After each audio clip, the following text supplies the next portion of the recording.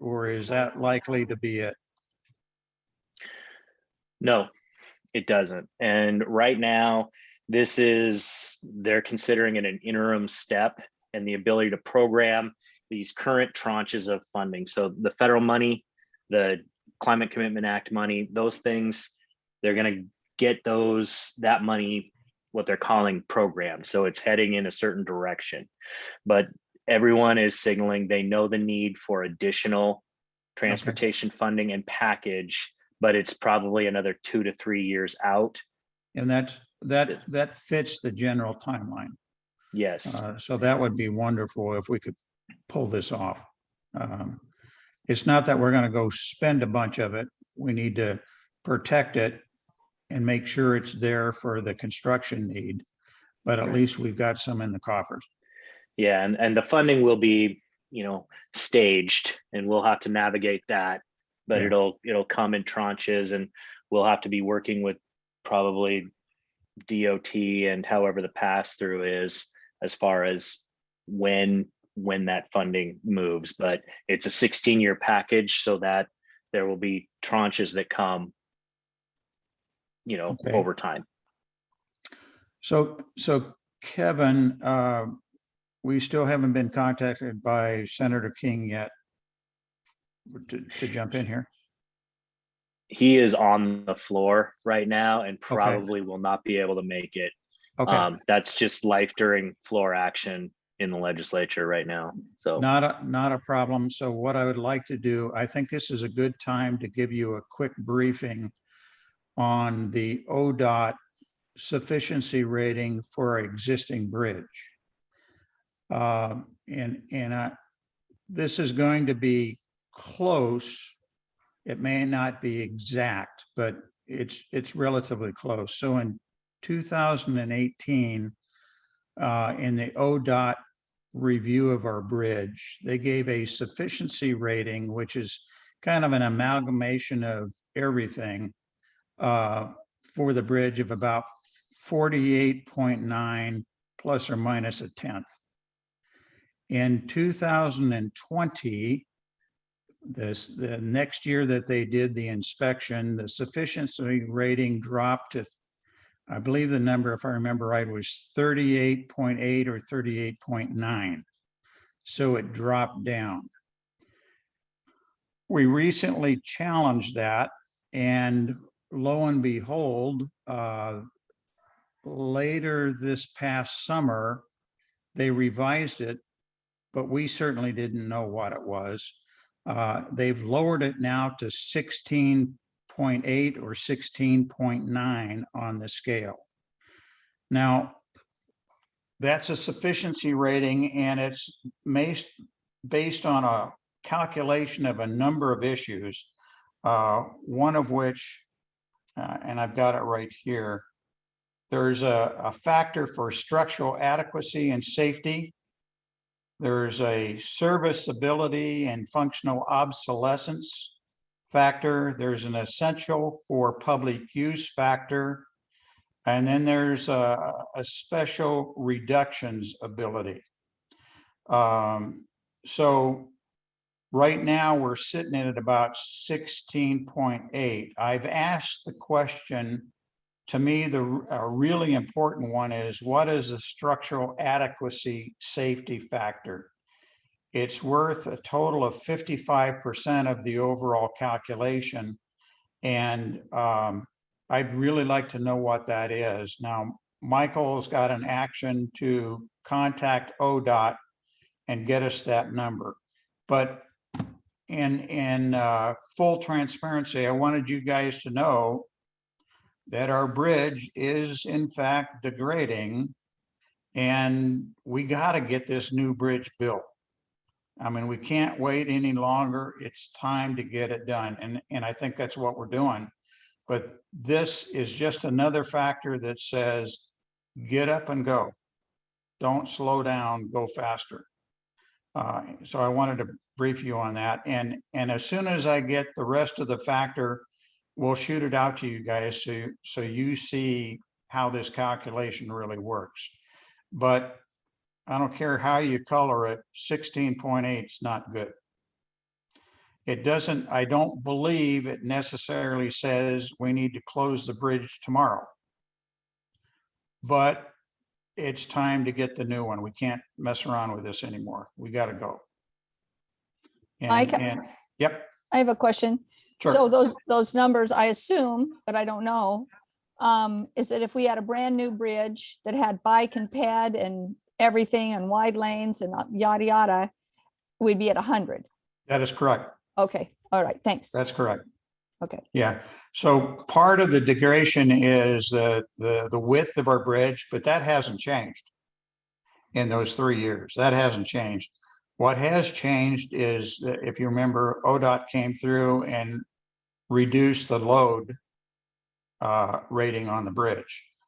That, I believe, probably had a pretty big change from the 38.8 or 9 down to the 16. It didn't have it didn't affect the 38 because they hadn't done the load restriction by that time. So that's kind of where we are. Now, there's a study underway. What would it take to raise the load limit back up? And we're talking about that tomorrow night. But even that coming through the engineers, it's going to have to go to ODOT for any kind of approval. And I'm concerned about trying to raise the limit back up on this bridge. We'll just have to wait and see what the study looks like. So, okay. Any other questions on that one? Yeah, Mike, the sufficiency rating, that's a federal rating, right? That's not a state rating. Well, I know ODOT uses it, and I've asked the question actually of Kevin, and he's really busy right now, and it's not his fault. I'm not going after anybody. His focus right now is getting that RFP ready to go hit the street. Once he's got that done, I would like somebody to take a look at where do we stand in the rest of Oregon at 16.8 against all of the Oregon bridges. And if it is in fact a federal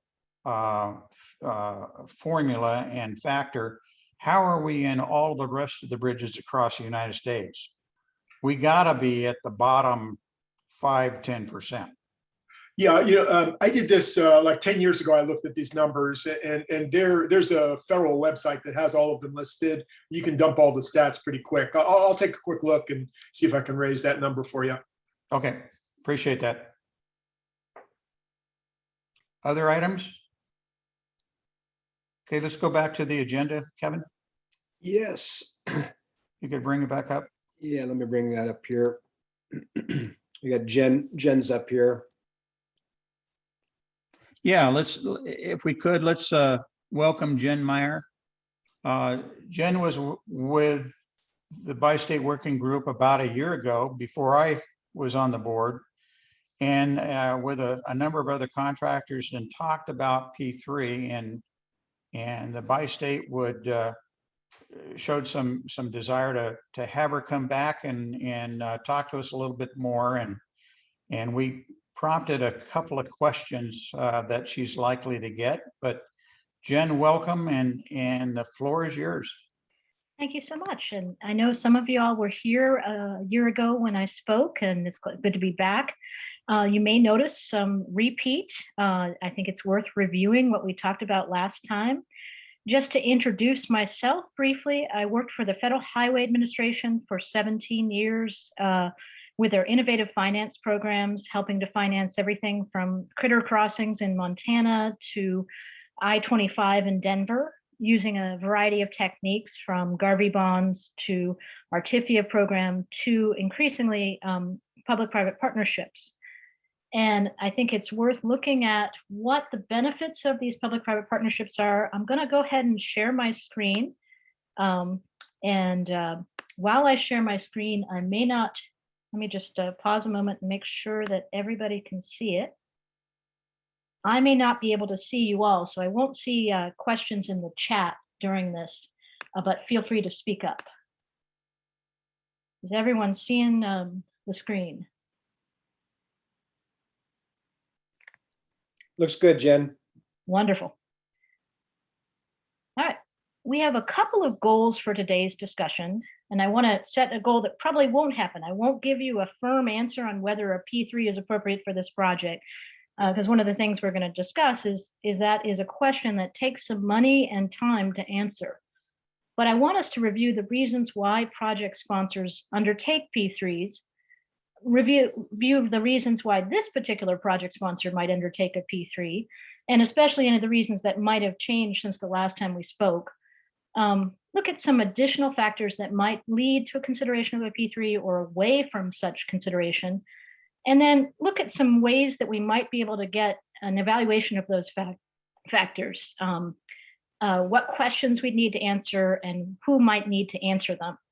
Now, I have an MBA by background and a degree in applied mathematics. There are questions that I can answer. There are questions that engineers can answer, and there are questions that financial analysts can answer. So that's really important to me, that we look to the right disciplines to really, as we raise these questions, that we get them resolved by the right people and at the right level. So starting with this question, if P3 is an answer, what's the question? And let me give you some wrong answers to those questions. Some folks want to have P3 cover a financial deficit. You can't generate revenue with a P3. And when they first came on the horizon in the US, some folks marketed them as sources of money. And the way the pitch went was this: American infrastructure needs trillions of dollars. There's trillions of dollars in private capital. Put them together, it's like peanut butter and chocolate. If you're getting into a P3 because you want free money from the private sector, you're getting into it for the wrong reason. It's not the answer to how do we pay for this. You'll still be paying, but in a different way. And the system we have in the US is kind of a public-private partnership already. The public sector usually pays private firms to design a bridge. And there are a lot of things along the spectrum from publicly constructed bridge to fully privatized bridge that might be appropriate for certain projects. Another perception of P3s is that you should do it to cut labor costs. And again, that doesn't need to involve, and generally the reason you get into it is not to reduce jobs or pay. There's usually other efficiencies you can find. It's not to replace insufficient government, because it actually puts greater obligations on the government side of a transaction than otherwise. And it can't really solve a political dispute. Sometimes people say, oh, we should do a P3 because we can't agree on what to do about this project. You add a private partner into that, they're not going to want the political dispute, and they won't be any better at resolving it, even though they might be perceived as more independent. So why do you want to undertake a P3? Most folks want to undertake it to get best value for an investment and to manage risks more cost effectively. What kinds of risk are the private sector generally better at? Well, if you've built a lot of bridges, you generally know the people who know how to do it. You've recruited them, you've hired them, or you're aware of them. You know where to get the materials at least cost, and most importantly, where to spend more on materials because you don't want something to fail.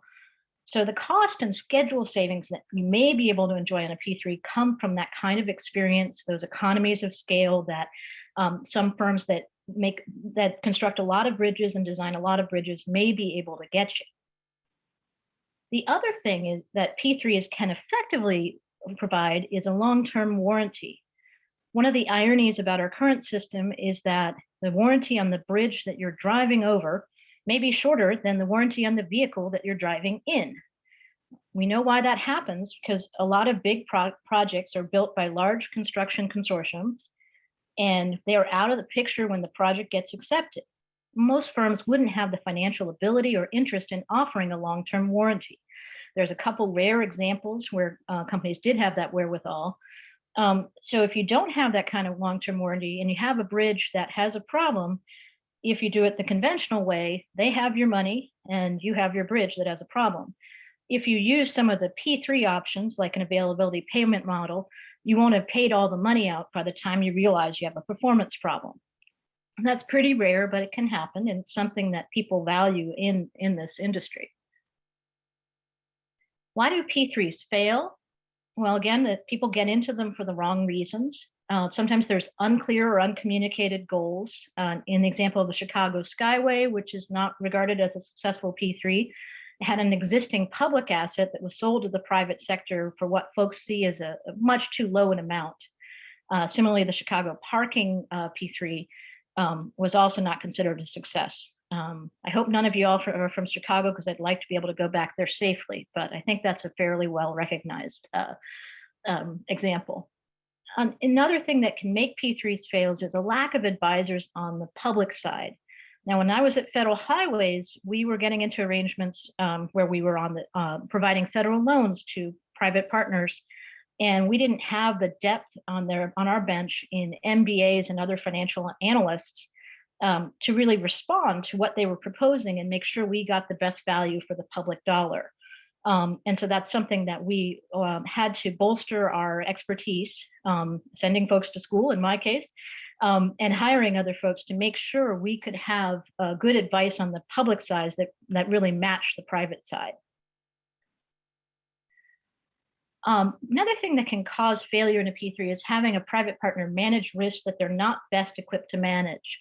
This is a picture from the South Bay Expressway. It was a project in an undeveloped area of San Diego that there wasn't sufficient public funding for. So the private partner proposed a toll road and spent years developing it, but they went bankrupt while the environmental study went on after 2 endangered butterflies were discovered on the property.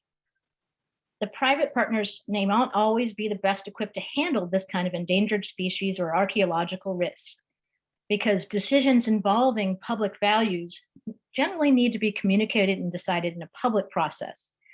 Private partners can support an analysis of these risks, but rightfully shy away from being perceived as the ones to decide how to proceed. The next partner who took over the project went bankrupt because of not meeting the toll projections. Now, this is generally portrayed as a failure, and you could see it that way. Although from the public perspective, the road got built, Caltrans didn't have to use its money, and it's still in operation today on a public model. So it probably wasn't something that will encourage a private partner to do it again, though. And feel free, if anybody has any questions that I'm going on, this is just the introductory, and I think the most interesting part of this is going to be looking at your project in particular. So when do you undertake a P3? When you have the information you need to evaluate best value. And compared to a year ago, we have more information. And when you're gathering that information collaboratively and have lots of exit ramps available to you if the answer is no. So what I wanted to look at particularly today, and I wanted to engender a discussion. Again, I'm not promising that we're going to answer this question now. What I wanted to do was lay on the table, here are the reasons why maybe a P3 could add value to this project. And before we get into a full-on study, which I'm going to talk about a little bit later, but these kind of analyses cost money to undertake, cost money to support, and ultimately it costs money to run a P3. So before you kind of go fully down that path, it'd be nice to identify those questions and get some early indications before committing to a full-on study or full-on seeking the legal authority that would be required to do this. So let me run through a couple of the reasons. First, project costs have increased. So I know one of the goals might be, could a P3 lower the cost of this project? And I'm going to go into some of the potential sources of cost savings in a P3 and how we might go about evaluating that potential. I know there's some concerns about the creditworthiness of a new authority. Could a P3 generate any advantage there? Long-term performance, I don't know how much concern there is. Obviously, you want a bridge that's going to perform for the long term. Most conventional bridges that don't have an unusual design, we haven't seen. The Central Artery Tunnel had some issues, other places had, but it's as I said, it's not as common a situation. And there may be other mechanisms that you could use to ensure long-term performance. Are there any permitting risks or concerns or timing that the prospective proposers would worry about? The National Scenic Area Permit, having to deal with BNSF, tribal memorandums of understanding. All of these may or may not be something that would concern private proposers. Management and oversight risk. And this is something that would have to be considered in staffing the authority in the future, if you have a conventional contract, it's a little more straightforward to manage. If you have a P3, if you have a performance-based contract, you may have additional obligations and need additional expertise to really hold a private partner to that contract. And that's something you have to think about upfront, just like with everything else in the P3 process, to look at life cycle costing. So that first question, could a P3 lower cost? Let me look at that in a couple of different areas. That could be operating efficiencies, because generally the private sector is able to operate at a lower cost. The example that one of the concessionaires on toll roads that like to do is that they had this magnet truck that traveled through their toll road, and it would pick up nails and other things, because they found that it reduced flat tires if they could get stray metal off the road. And it's something I hadn't heard of any DOT doing, and still have not. But it's an interesting innovation, because they thought, well, if the traffic doesn't go through, the tolls don't go through. There's a lot of examples of that also, where they're maybe able to get technology or other things and implement it faster than a typical the public authority. Is there potential for cost savings by the acceleration of a project? There are a number of P3 arrangements in Pennsylvania and other parts of the country where you have a situation where there are projects that were on the list and they were going to be done in 20 or 30 years. And by bundling them and putting it into an availability payment model, they were able to spread out the payments, make it regular, and advance the program quicker. Now, you could argue that you might be able to do that on a public basis with a bonding model, but the structure of having similar bridge projects engaged at the same time gave them some economies of scale, because they're doing similar types of projects, they're staging similar equipment, and they did have some long-term undertakings. So you could have some, depending on what your comparison is for undertaking the project on the public or the private side, there could be some cost savings. And then finally, is there potential for cost savings through design innovation? On the Capital Beltway P3 in Virginia, the private partner proposed an unsolicited proposal that had a project design with a substantial savings. The original design was going to take over 400 houses. The ultimate design took 14 and achieved a lot of cost savings. Now, whether the public sector could have achieved that through a public bid process, we'll never know. But that is one of the things that you hope to achieve with a P3. So how will we determine if cost savings are likely or possible on this particular project? Well, the first thing that might be worth doing is looking at a high-level scale analysis. If operating costs aren't too high to begin with on this project, it's less likely to be a big source of savings, because it's not a large percentage of the overall costs that you're looking at in the future. Same thing for acceleration. If your financial plan doesn't see acceleration, or you don't see the potential for acceleration on the private side, you may not just even have that potential. The design question is a little bit harder, and that's the one where you might want to get an engineering opinion. Is this a project that could stand unconventional design? Are there really any cost savings potentials? It's hard to predict. But some of the ways that you could look at it without going and undertaking the expense of a value for money analysis, which is a formal analysis of all these factors. One methodology that we used at Federal Highways quite a lot was a peer consultation with other agencies. And that might be something that'd be possible to set up through AASHTO or through FHWA itself, to look at, what do you see? Just take a day or two and look at our project, especially now that you don't have to travel to do that, and we have developed Zoom so much. You get an honest opinion from your peers. Your other option is to do an industry forum, and that can be done fairly cost effectively, again, with Zoom and everything else. Wouldn't be a great expense to do that. The challenge with an industry forum is that it's hard to really get an independent opinion. In general, people are going to support a P3 because it gives them more flexibility than a low bid environment. And it's going to be hard to get a genuine opinion from an industry forum. You're generally going to get folks saying, yes, I could probably save money on this. So another possibility is contracting with an engineering firm to analyze if there's potential for innovation, or going to the step of offering a request for information or an RFP with a stipend. And that last would probably require some kind of enabling legislation or authority, which itself would take time and money. Let me pause there and see if anybody has any questions on this particular point.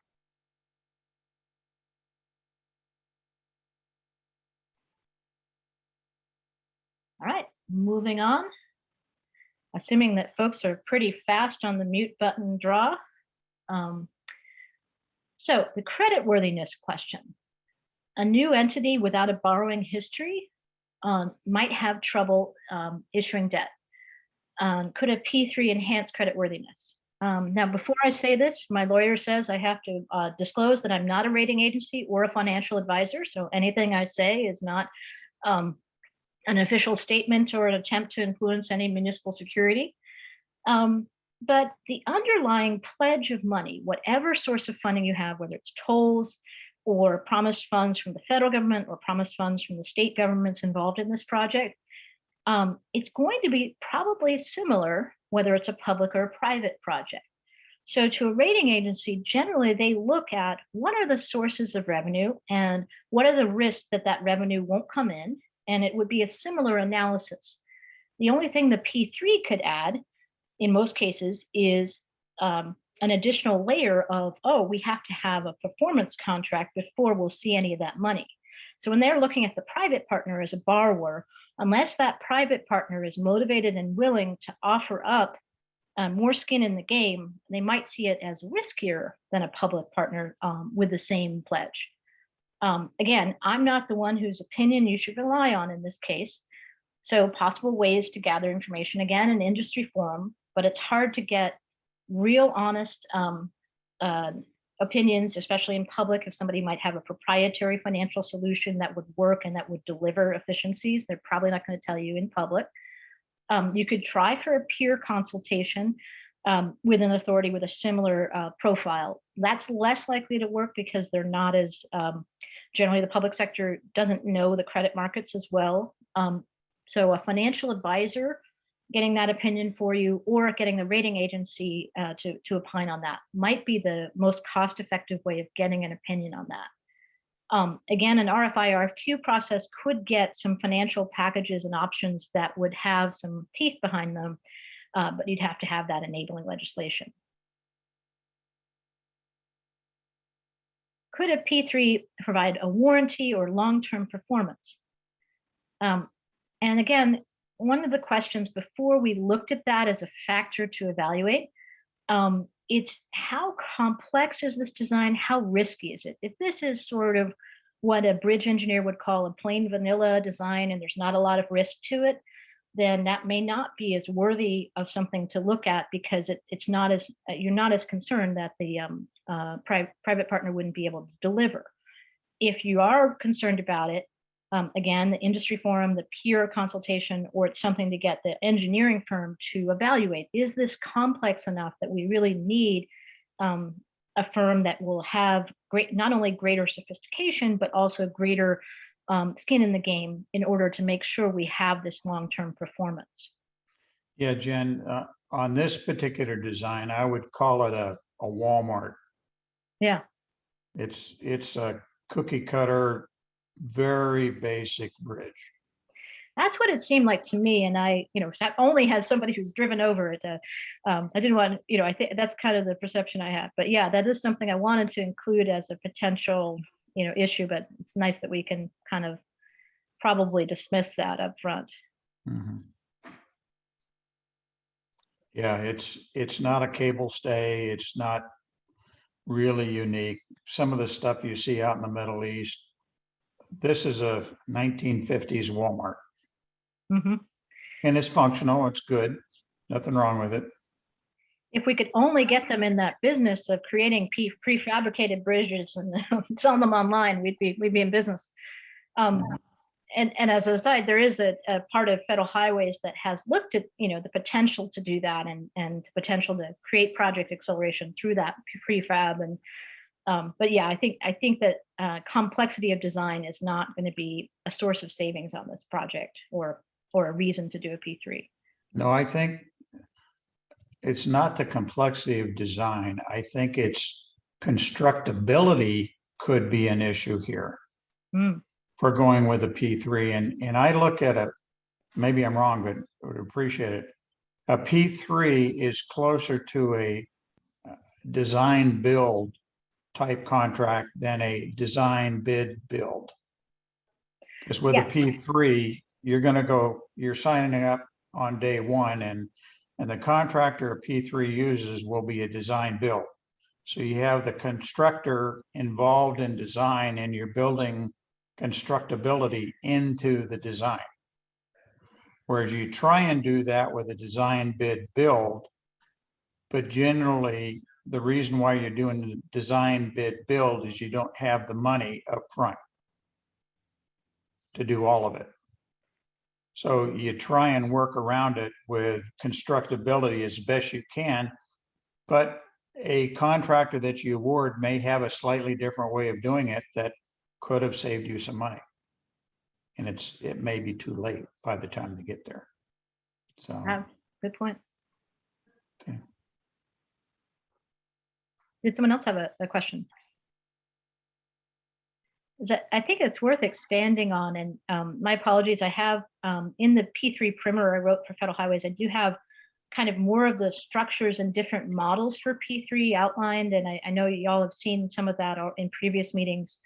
But I do agree that the design build combination is good. The other factor that might make design build finance maintain the availability payment prompt model, if you're facing a situation where you can't come up with the money up front, but you have a fairly good idea that you could get commitment over time, the other advantage that I haven't mentioned of an availability payment P3, you get that design build feature, but you also get sort of, it's like paying for the bridge on layaway. You got to be pretty sure you're going to have the future revenue on the public side, but it does sort of make your cash flow much more reasonable and reduce the requirement for upfront capital.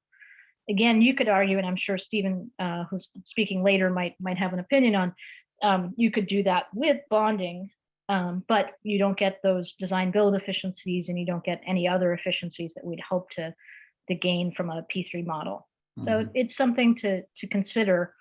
And as we raise all these questions, again, there's no single entity that should answer all of them, but we can, Kevin and others can create an approach that gives you a good indication of, is this a path we should go down, and how far and how much money should we spend analyzing it. So let's go on to the next one, the permitting risks. And again, I think this is actually one area where you might get honest feedback on, oh yeah, that worries me. No, that doesn't worry me. You could also try, if you did an industry reach out, you could try doing one-on-ones and just say, hey, is this of concern to you? They might be more genuine. If you had a structure where it's like, it's an industry forum, but we're going to have individual meetings with some of the folks to just get a genuine opinion on how much concern there is about anything. Another possibility is a contracted analysis by a firm that has that environmental expertise to estimate the time and cost for permitting, or waiting until most permitting processes are complete to really undertake the P3. And I'm not as familiar with all the timelines and everything involved here. So I don't know if anyone wants to comment on that or has any opinion.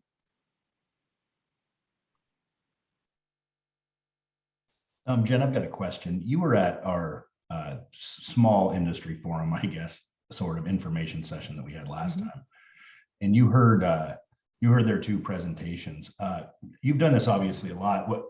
It seemed to me like they were fairly interested and felt like there was an opportunity for them based on that meeting. What was your take on their presentations? And what was your takeaway after that meeting, I guess? My takeaway is there are very few deals happening right now. There's just a shortage of projects that folks are undertaking in the, combination of in the wake of COVID and just, everything else. So I think there's a lot of money that is interested in chasing these projects. So I think that the concern about, folks not being interested because of permitting risks, I think in this environment, it wouldn't be something that would stand in the way. The fact that there's a lot of P3 ventures that would be interested in this project, doesn't necessarily mean it's a good idea for it, but it means you probably get a better bidding environment than there has been in some cases. So it's, I thought, and I'd have to review back in their proposals, what they were proposing and how they would, I doubt they gave us specifics. They probably gave examples of other projects where they've been able to achieve the kind of efficiencies we're talking about. And it could be worth putting it out there because you always have the option in most P3 processes, you have the option to look at the bids and say, nah, I can do better on the public side if you decide that. The only challenge there is that you have undertaken the analysis, undertaken the process to go into a P3 analysis, and that is not free, and it also can require some time on your schedule. Thank you. One of the things that I've been thinking about on a P3, and again, personally, I feel comfortable with it, but there's a couple of questions that I see. With it, no matter which way we go, we need to try and minimize toll increases or tolls on our citizens on both sides of the bridge. Mm-hmm. And number two, with a P3, assuming we tie it in with operations of and maintenance of the bridge, how do we assure ourselves that we're setting aside enough money in a fund as we go to eventually replace a bridge, so we're not back in the same, we won't be, but somebody's back in the same boat in 75 years from now? That is actually something that P3 can handle really well. Most of the P3s that I've been associated with have the P3 partner during the availability payment period has to put money into a reserve fund for maintenance. And before they hand over the bridge, there's a requirement that they keep it in good condition. And if it's not in good condition, then they owe the public partner that money. So that is one thing that can be done. The maintenance, some of the challenges might be, there's a perception problem when you have a private, so you have a toll increase that coincides with a private partner coming in. There is that perception that, oh, you're tolling the bridge so the private sector can make more money. And that can be very hazardous to public perception because it looks like, oh, you're tolling the bridge on behalf of whichever private partner, and it's not really the case. We need a new bridge and you need to increase the tolls for that purpose, and even for Republic, you need to do it. So one of the things that a lot of folks have done to manage that risk is to make it clear that toll policy is in control of the public, and that they make the decisions about it. The downside of that is that you get pressured to, just like in times like this, the public sector gets pressured to reduce gas taxes because gas prices are going up, even though, federal public agencies' share of gas taxes is a really small part of that increase.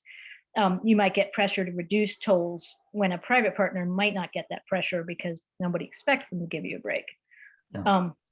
So it's complicated, but I think that is one. The risk of replacement and repair is one that's usually well managed in contracts, and there's a requirement of handback in really good condition, so you won't have a bridge that's allowed to deteriorate, and there's a reserve fund that if it does, that they have to provide.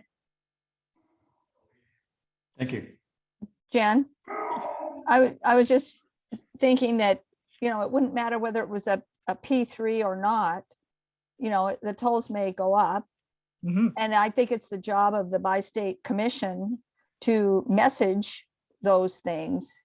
The agreements we make to have the bridge built, whether it's a P3 or not, and the messaging that we make sure goes out and get ahead of it before the public assumes it's some way or another.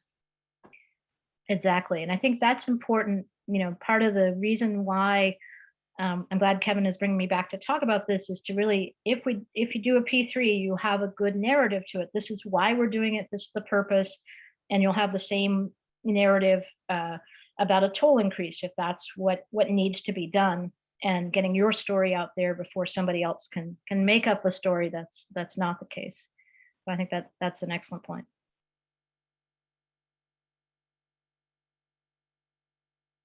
Okay. So I think that, the permitting risk, again, I'm not just as I am not the rating agency, I'm also not the environmental specialist, but this didn't, there are some complexities around, species and stuff like that, but it doesn't seem, something that would immediately scare folks away. If you were building in, say, a endangered species reserve or something like that, that'd be of concern. But this doesn't seem an outlier on the kinds of risks or things that I'm seeing. I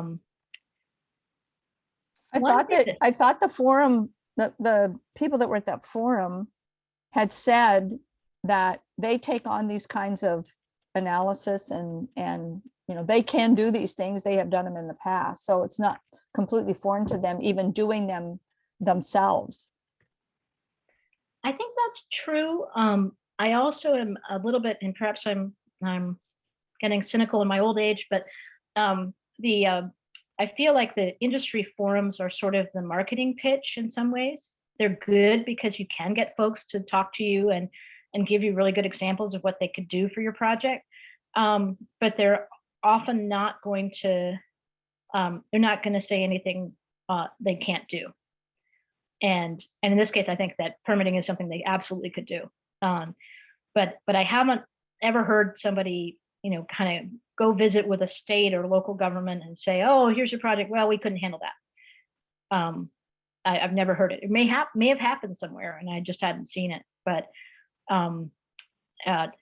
maybe it's the American can-do attitude, or industry is like, oh yeah, we could do that. But what they won't tell you is it will cost a lot more if we have to, and we will put any risk that they're truly concerned about, they will figure out a way in the contract to make sure it goes back to the public sector. And those can be some of the most complex parts to negotiate. Trying to remember one of the contracts I was working on, there were some really complex back and forth on some unknown environmental hazards, where they had an area where they hadn't done full investigation. It could have been a Superfund site. And they're like, we're not sure what's there. We're going to dig it up. And it was the first 5 million of costs is on the private partner. The next 10 million is on the public partner. The next, so it was really a complex structure addressing the fact that it was an unknown risk. And I think it was something that it didn't make it an impossible project to do as a P3, but it made it a lot more complex to negotiate and to consider. And once a P3 is underway, it's kind of like climbing into a taxi. The meter's running and the costs pile up. And so if the agreement has the cost going on the private sector, they're going to be concerned about their profits. If it's going to you, then it's running and it's running for you. And that neither situation is really great. But again, I don't see this one as presenting that kind of, sort of, it's not a Superfund site. It's not something where you have a huge unknown risk from my perception. So let me talk to you a little bit about what our plans are, at least right now going forward, and talk about where we would insert this as a potential. So right now we're in the final throes of going out with an RFP for we call it a replacement bridge management contract. And what that's going to give us is a cadre of 8 to 10 people that have experience in design and build bridges. There will be a project manager type, there will be an engineering type, there will be a contracts professional, there will be a project control person, estimating, scheduling, there will be a communication person, there will be a regulatory person, there will be a construction person part-time. And the intent of this contract is to act as the owner's rep. Now remember, we don't really have any expertise at our disposal. We got people that know how to drive across the bridge, but we don't have people that know how to design or build or even contract. So we need these kinds of people to help guide us in moving forward. The current plan is that we would have this contract in place and mobilized as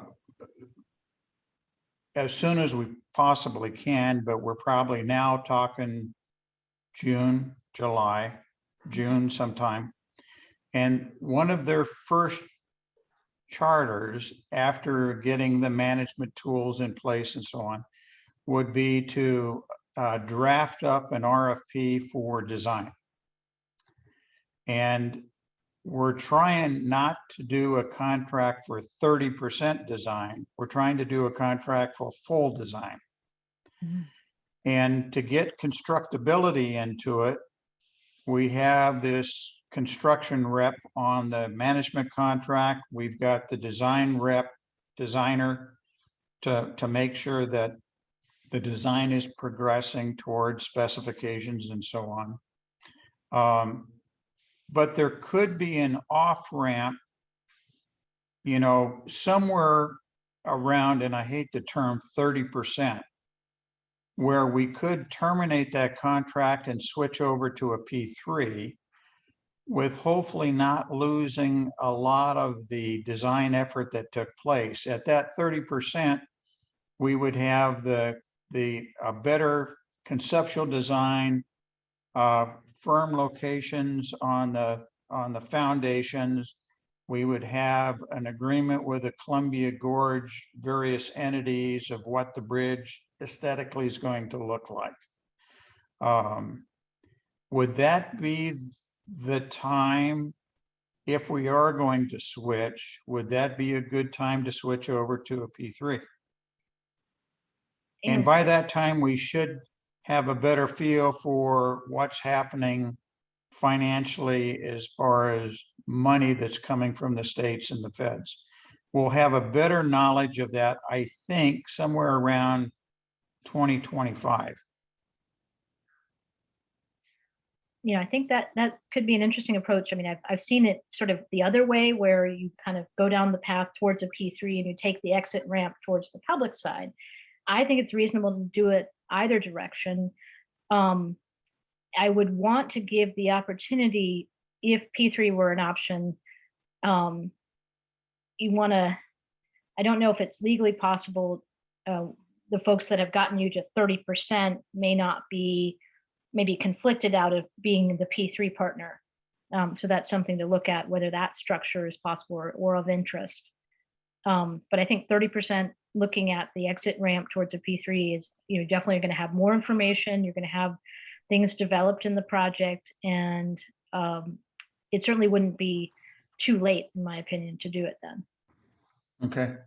We're trying to keep the momentum going and increasing, but we don't want to lose the option of P3 if we think that's the best way to go. Yeah. And in that RFP, and I know I'm not trying to make Kevin's life more difficult by adding more things he should consider, but some of these questions I've raised, if the ability to analyze some of them could be built into that RFP, that'd be great. They may not be a firm that or a group that specializes in that, but having that as one of your options could be a cost-effective way of doing that. Well, I'm hoping this, as we award this management contract, they can help us guide our way through the P3 option. Mm-hmm. Could I ask a follow-up on that subject, Mike? Sure. So I'm trying to understand the process of negotiating with the P3. Some of the words that you used, Jen, made me, it sounds like it's a somewhat or maybe significantly different process than the negotiating that you do in a design build or design bid build scenario. Are there specialists in this, or is the sort of person you get that we're looking at getting in our management contract as a contracts expert likely to know the ins and outs of P3s? It is definitely a specialized sub area. So if you want to have that capacity, you'd have to write it into the RFP that person would need that capacity. Because definitely usually the people who know P3s also know conventional, but the reverse is not true. Yeah, It- so Arthur, when you look at the RFP, and Kevin, correct me if I'm wrong, but when we started this, one of the first things we had that contractor do is not only write up a contract or write up an RFP for design, but also conduct the study and support a P3 option. Yep, that's So- correct. That's correct. Yeah, so we expect this outfit to either have as part of the team of the 8 people, people that know how to spell P3, or they have the reach back capability into their company that they can get it for us. So how rarefied a group is this? Sort of what percentage of the people that would be capable of doing a bridge-related contract are also capable of doing a P3 bridge-related contract? There have been a lot of P3s in this country and overseas. Obviously, you want this country if it's looking at contractual legal. Each of the projects that I've been involved with the federal government for the TIFIA program, we had to have legal representation for the TIFIA program, legal representation for the private proposer, legal representation for the owner, and sometimes for the individual subcontractors and finance. Oh, and also for the banks. So there is a good pool now in this country of folks that have experience with P3 contracts. Again, I'm not a lawyer anymore than I'm an engineer, but I have dealt with a lot of firms that have taken on this work. Thank you very much. I think, Arthur, when we go out for bid on this management replacement contract, we're going to get all different kinds of people. We're going to get what I call junior players.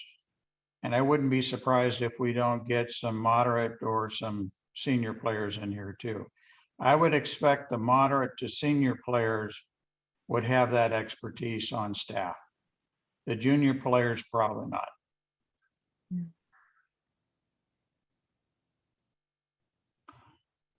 Okay, we need to draw this piece to a close. Yes, let me just run past. I think we really talked through the staff and expertise question.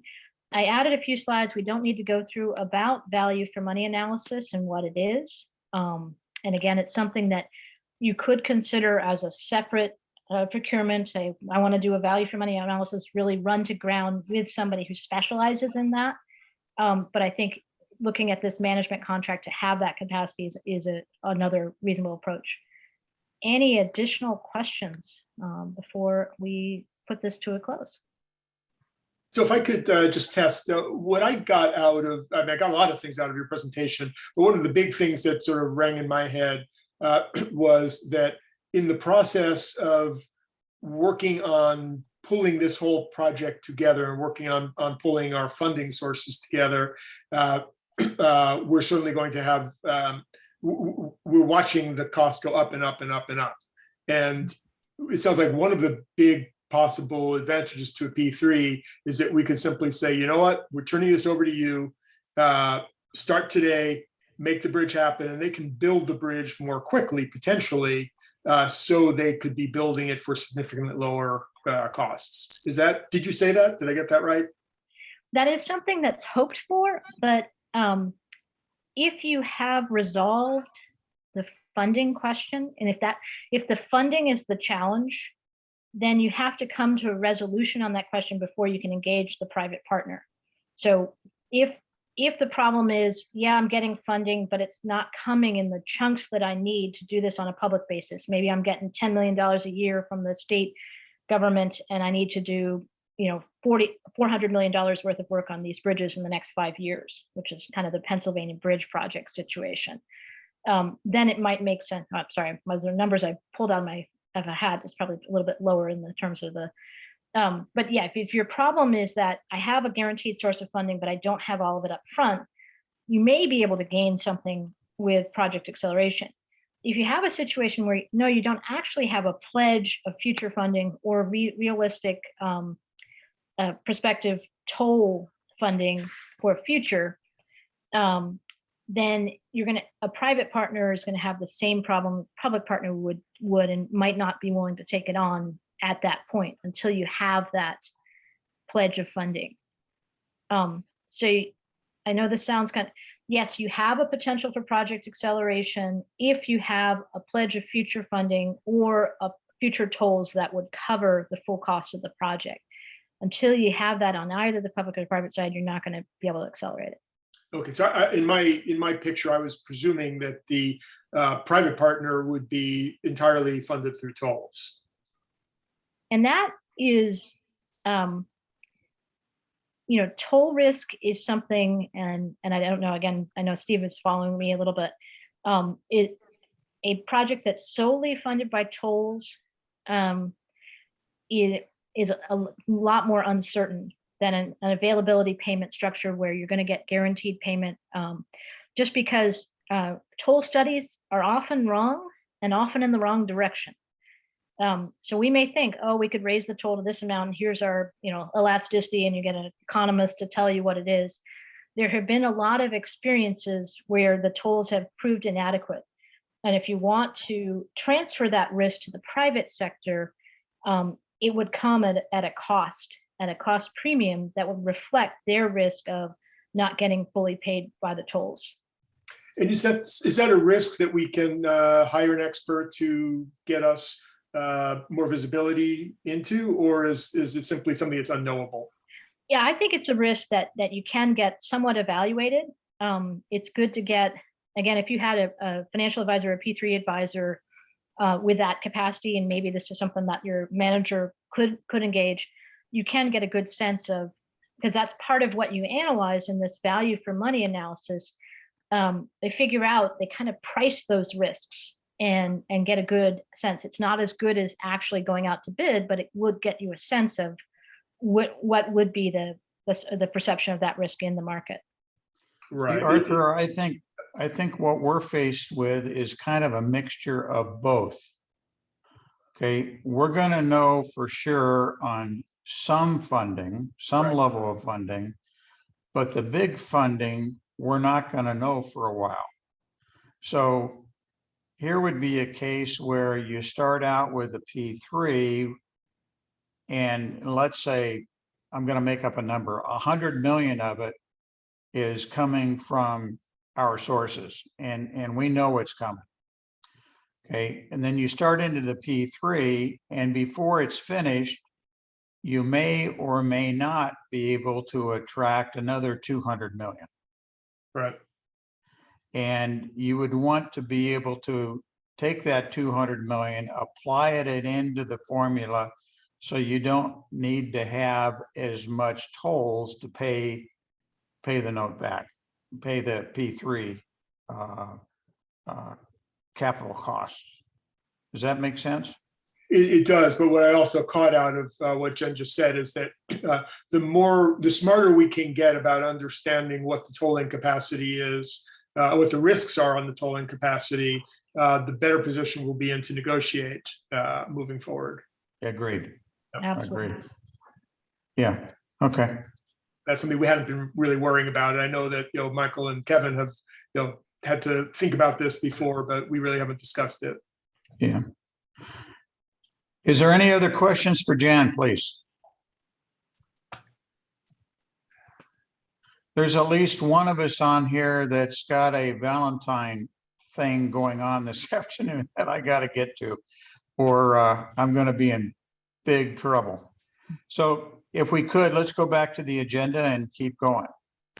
Thank you, Jan, so much for taking your time. Oh, was pleased to be here, and I will hang on and listen for a bit if that's all right. Thank you. Okay, Kevin, where are we on the agenda? Yeah, so the next up is the commission formation agreement process. There were two documents in your packet. There was a concise governance schedule, which is up on the screen, and a larger schedule, 4-phase schedule that was created maybe a year, 18 months ago to provide some context. But Okay, so yeah, so let me interrupt you here, Kevin. What we're after here is just an introduction, kind of a table of contents of what is these other procedures that we're going to have to get stood up as the Bi-State Bridge Authority comes into play. And we don't have to solve world hunger today, but it's just an introduction. Here's what's going to be coming at us. There you go, Steve. 1 second, Kevin. Can you, I'm going to share my screen here. Is that okay? Yep, you should be able to do it now.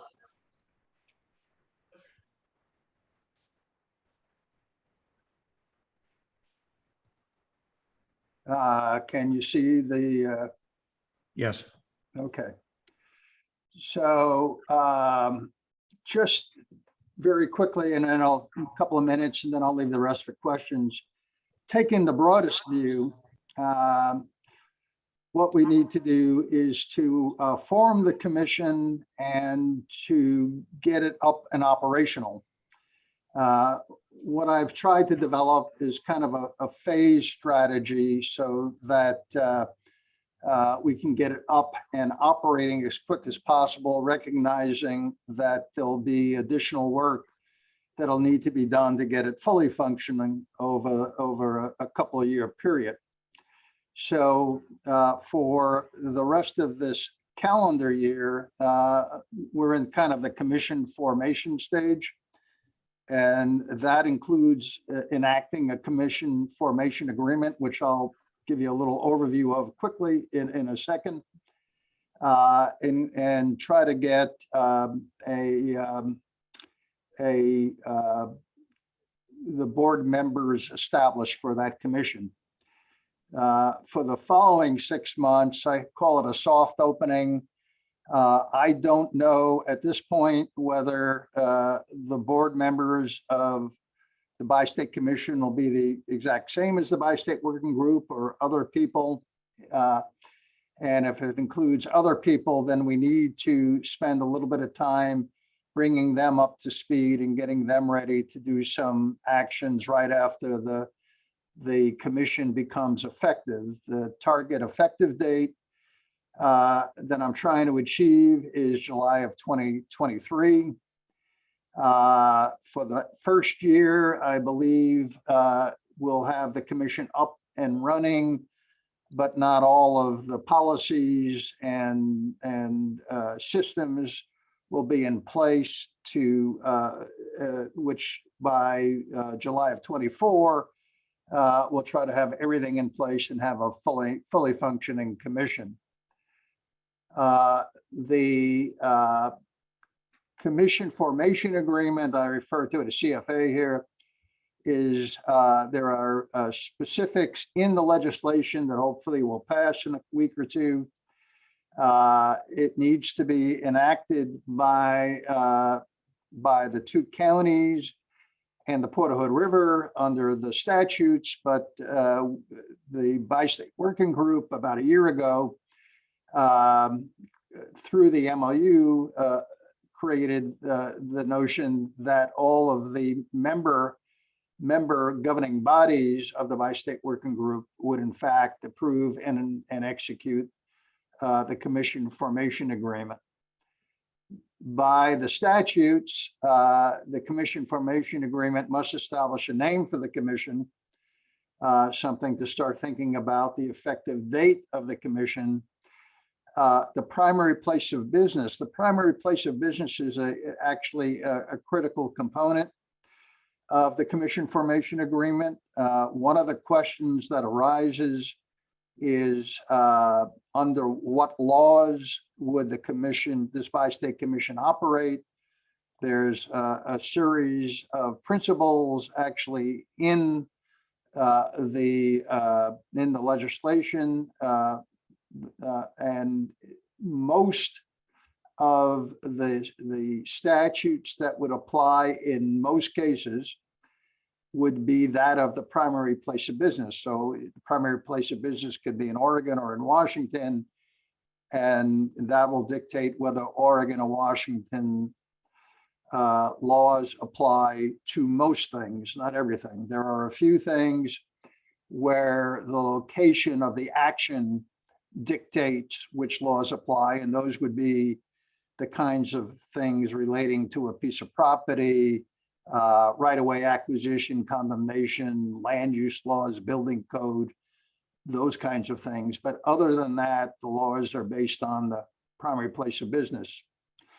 The commission formation agreement needs to establish the composition and appointment process for the board. When we did the MOU a year ago, we had some initial thoughts on the composition of the board, and we probably need to kind of think about that again, discuss that a little further before we actually establish it. It also needs to establish the rules and responsibilities for the co-chairs. One of the things that happened actually in the state of Washington, which we then made the same change for the state of Oregon, is that the state of Washington requires, the legislation requires that there be co-chairs of this bi-state commission. And 1 year, one co-chair actually is the leading co-chair, runs the meeting. And the next year, the other co-chair, and obviously that's going back and forth between Oregon and Washington. It also needs to establish the requirements for formal actions of the board. What's a quorum? What needs to occur for an action to pass? That kind of thing.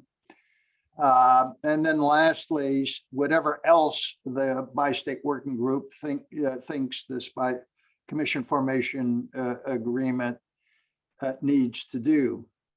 One of the things, because this is quite a bit, we may not be able to resolve every issue right away. So one of the provisions in the legislation says that the commission formation agreement can be enacted in phases. And so if we have enough resolved and agreement on enough to get the commission up and running, but we don't have all the issues resolved, there's a way to phase that in. And the only requirement is that all the required elements, which were the ones I just showed you, must be in place by the time you issue toll bonds. Probably needs to be in place much earlier than that, but that's kind of the outside date. Lastly, if you look at this year in a little more detail, and this is what Kevin was showing,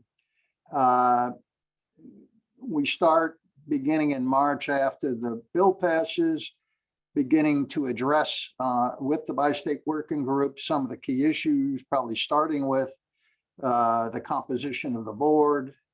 And that will probably go on for several months. And at the same time, I'll begin drafting the commission formation agreement to try to get it ready for the bi-state working group, even if it's just the first phase commission formation agreement, try to get that ready for the bi-state working group to approve and recommend in September of this year. And then get it over to the local governing bodies to enact, and followed by after the commission formation agreement is enacted, to have board members up and ready to go to begin to phase into the target date when it becomes official in July. So I'll stop there and just ask if there's any questions.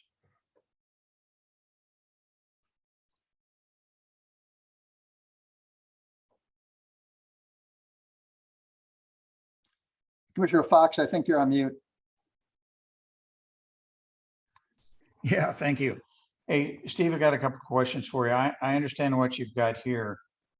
What I'm also interested in, isn't there a whole number of procedures and processes that we need to get in place? Because at some point in time, as funding comes in from the government, let's say, it's going to have to go into an account that we can actually authorize and spend money for in this entity here, which means we're going to have to be able to hire people that will be, quote, a CFO that is responsible for housing this money in certain bank accounts, doing financial reports. We're going to have audits and all the rest of this stuff.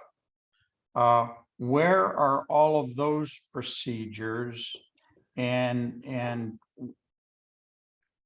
I'm looking for kind of a schedule. When do we need to have those in place to be able to get up and operate? Yes, actually, there's a little more detailed schedule that I think was shared a few months ago that gets into that a little bit more. But it's kind of a two-step process. There's a series of items that'll have to be in place shortly after the commission formation. I'm sorry, shortly after the commission effective date. And so during the January, I'm working on them now, but beginning in the January 23 through June 30th of 23 timeframe, there'll be a variety of those things that need to be discussed with the Bi-State Working Group and put in place. One of the things that we've done is to provide, one of my greatest concerns would be to make a mistake, right? I think right now we're on a positive track and things are coming together. If we don't do everything exactly right, it'll be a setback, and that's not one I think the project can afford, nor would I want to be responsible for. So one of the things we've done was to establish this kind of phase-in approach. Again, this is something that I intend to start discussing with the Bi-State Working Group beginning next month.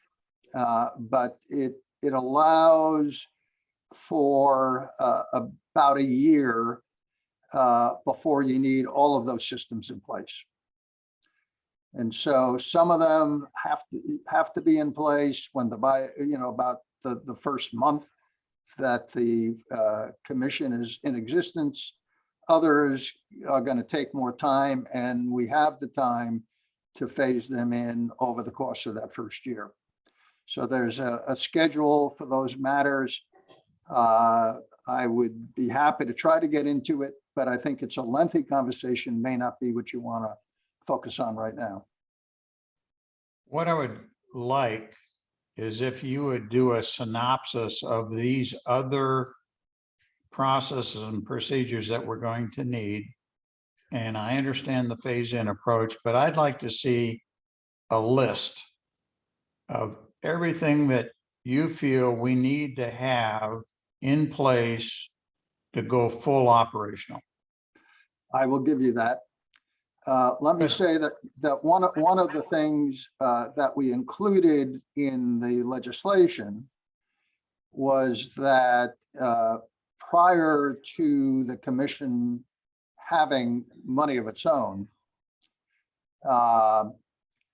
at the time when, which would be, for example, like now, where the money is flowing from the Port Hood River, the budget of the Port Hood River is all that's required. The commission wouldn't need either a budget or accounting until such time as it started spending money of its own. So to ensure that that wasn't creating any legal problems, we have included provisions in the legislation that expressly permit that. And Steve, I think that's a smart thing to do, and I'm not arguing with that at all. I think it behooves us to understand what we're truly facing when we say, okay, at some point in time, we flip the switch and we're totally standalone. What's it going to take to get there?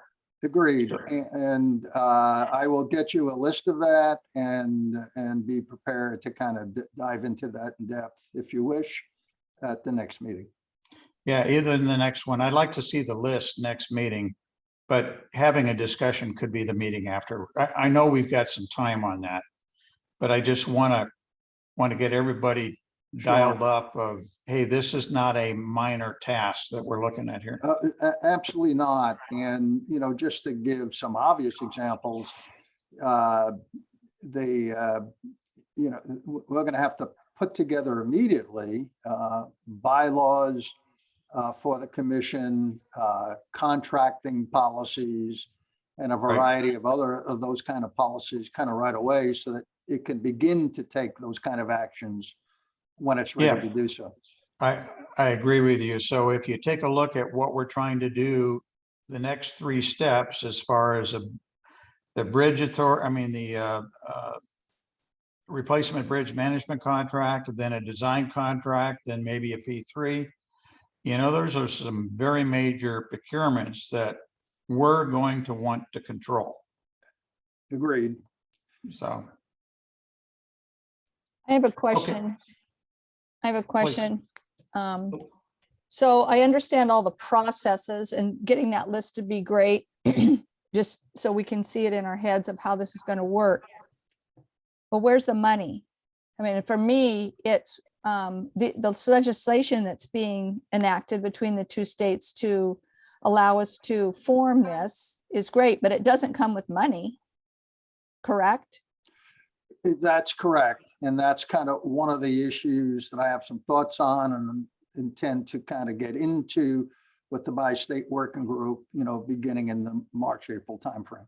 Okay, great. That'd be wonderful, because all this list of things we need to do, where's the money going to come from to do all those things we need to do? Because it's, you know, we're all volunteers doing these things on this call, except for a few paid staff members, but the rest of us aren't. Agreed. So thanks. okay, if we could, let's go back to the agenda. Thank you, Steve. I appreciate it. Kevin, could you bring the agenda back up? And where are we on that now? Okay. We're right at the memo on the bi-state working group authority. I'm gonna suggest that we push that one to the next time. It's not affecting us. Yeah, just so everybody knows, there was, I think it was maybe late last year, there was some question that had come up about what is the actual working group's authority. And so Jerry Jakes did present that memo. The Port Commission reviewed it, and it's now available for the bi-state working group to review. Did you put that in the package, Kevin? That should be in there. Okay, so what I would suggest is each of the member take a look at it. And then if you would like, let's talk about it next time. Sure. How many, you want me to put what, 10 minutes on there? Yeah. Okay. And if we need more, we'll just take more. Okay, the next one is RBMC RFP update. Kevin. Yeah, so I think that lots going on. I did get comments from Bill Oley, our outside counsel, this weekend. I have an appointment with Melanie McMerrick from ODOT Procurement Office for this coming Thursday. So that's my deadline to give everything to her for her to conduct her review of the document. So we're getting close, but I think that there is the issue about this. I put industry forum. It probably should be referred to as the pre-construction or pre-proposal meeting. It's usually about a week after the drop date on the street. But if you look in your packet, and I can come up to it, there's a sample agenda of what that pre-proposal meeting could look like.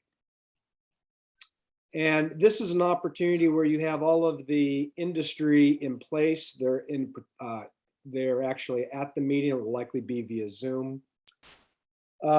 But this is an opportunity for staff to give background on the project and ultimately get questions or clarifications from the industry that can then be released in an addendum to the RFP. A couple months ago, there was talk about how can we add more value for the Bi-State Working Group to this function. And so this is an opportunity for you as members of the working group to engage and to have some speaking opportunities to really engage with the industry and set out some expectations.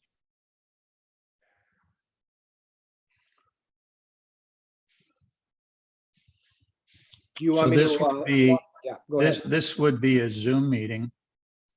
Most likely. And roughly, do you have a feel for how long it would run? I'm thinking an hour to 90 minutes, something in that range. Could go longer. When I've done these for other projects, they can be pretty quick.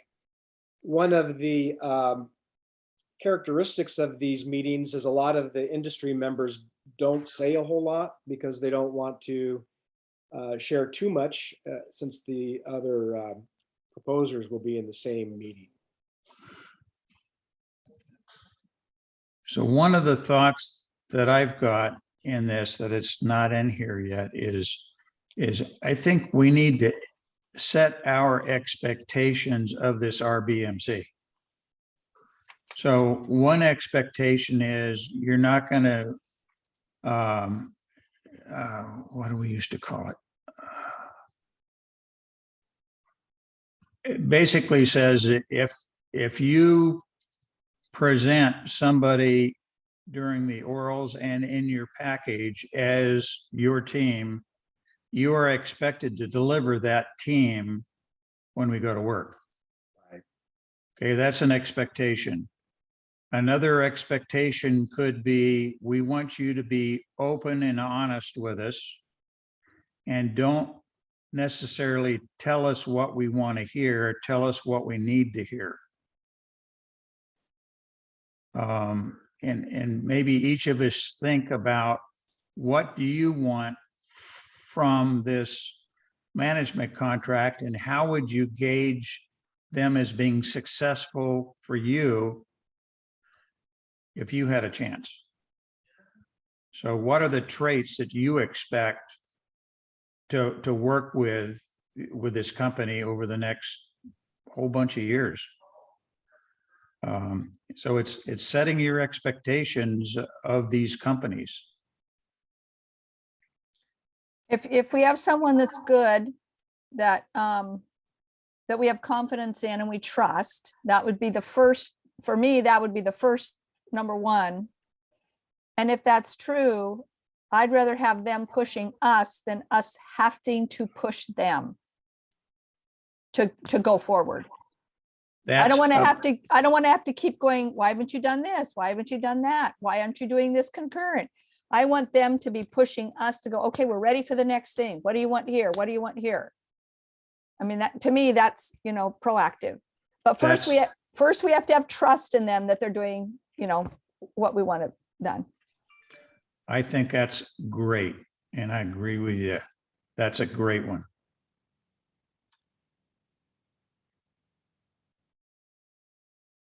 Other ideas? How about if we do this? We've talked about it a little bit. You guys take it as homework to take this one page here and chop it up, change it however you want it. And what you would like to be, if you want to be involved in this, what would be your part that you feel passionate about? I think it's our shot to tell the world, this is our set of expectations. And we're going to be your best friend if you live up to it. And we're not going to be real happy people if you don't.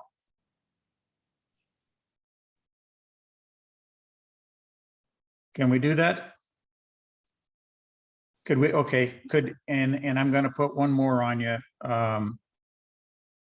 Kevin, you're gonna need this by mid next week latest. Yeah, I was gonna say, it'd be nice to get it by this weekend. Could we try and do that by close of business Friday night, and whatever Kevin's got, that's what he's gonna run with? Okay, Great. thumbs up, Arthur? Okay, good. Okay, all right. Let's go back. Let's see, aside from that, project updates, just, I don't want to read that because it's been in your packet. If there's any questions about what's in the update, please ask those questions. We do have consulting parties meeting coming up for section 106, so I did put that agenda in there. Many of you will be, either you or your staff will be receiving that agenda for, I believe it's March 1st. So that's a big milestone date, because that's where all of the mitigation items related to archaeological, recreational, historic will all be mitigated. Everybody has an opportunity to express their ideas about how to mitigate. Primarily, it's the loss of the historic Hood River Bridge. But a lot of work has gone over that. WSP's been the driving force, and it's really a milestone to get that finished up. Other note, House Bill 2017 funding is complete. We did complete the agreement with WashDOT. I don't know if Michael Williams is still on the phone from WashDOT. He was instrumental in getting the document signed by their side. So all expenditures after, I think it's February 6th or 7th, can now be reimbursed from the WashDOT funds. So big thank you to Klickitat County for allowing that to happen, and the project will continue on for the foreseeable future. But other than that, unless there's lots of questions or any questions, feel free to ask. Okay, let's go into an open forum. Anybody have anything they want to bring up or say? Yeah, Chair Fox, the only thing, real small, but on the working group, the information with the members, our email addresses are at Hood River County, Kevin. Okay, gotcha. Changed, nothing big, but just if you can make that correction, that'd be great. Yeah, thank you. Yeah, we've had a few changes in there, so I'll change that. I think I got the new Bingen information. The only other thing I would suggest is I did include a draft letter in the packet after the legislative portion. Does this body feel fine with when we've got letters that need to go out quickly for support of funding or for the Bridge Authority? Is the Bi-State Working Group fine with those signatures going out to those hearing opportunities on quick notice?